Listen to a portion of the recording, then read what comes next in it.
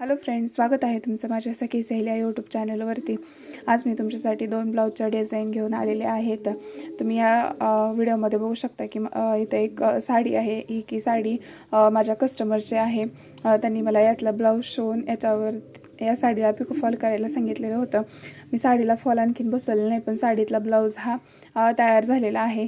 ही साडी सध्या इंस्टाग्रामवरती खूपच जास्त व्हायरल आहे। आता ही साडी कुठल्याही लोकल स्टोअरमध्ये इझिली अवेलेबल आहे। तुम्ही तिथे जाऊन ती घेऊ शकता। मी यातलं ब्लाऊज शिवून तयार केलेलं आहे। हे ब्लाऊज हे कस्टमरने कटोरी ब्लाऊज शिवायला सांगितला होता। त्यांनी ब्लाऊज सिंपलच पाहिजे होता, त्यांना फक्त स्लीव्जवरती डिझाईन पाहिजे होती।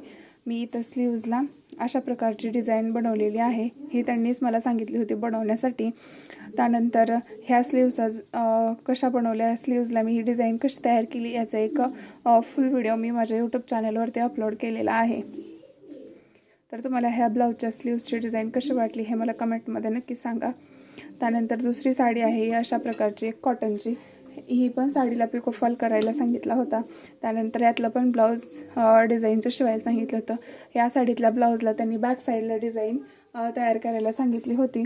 या साडीतला पण ब्लाऊज त्यांना कटोरी ब्लाऊजच हवा होता। तर याच्यातला पण ब्लाऊज हा मी इथं शिवून तयार केलेला आहे। तुम्ही इथं बघू शकता शॉर्ट स्लीव्सचा ब्लाऊज तयार केलेला आहे कटोरीमध्ये। त्यानंतर ह्या ब्लाऊजच्या बॅक साईडला त्यांनी मला इथं डिझाईन तयार करायला सांगितली होती, जी की मी इथे तयार केलेली आहे। मी बॅक साईडला डिझाईन तयार करण्यासाठी मी ह्या साडीच्या नेस्त्या पदरातला एक 3 इंचाची पट्टी काढून घेतली होती आणि ती की एकाला एक जोडून मी इथं या ब्लाऊजच्या पाठीमागे त्याचा पॅच टाकलेला आहे।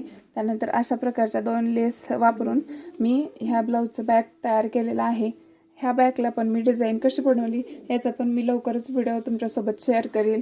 तुम्हाला जर माझ्या ह्या ब्लाऊजची डिझाईन आवडली असेल तर मला कमेंट करून नक्की सांगा। थँक्यू। सबस्क्राईब माय चॅनल।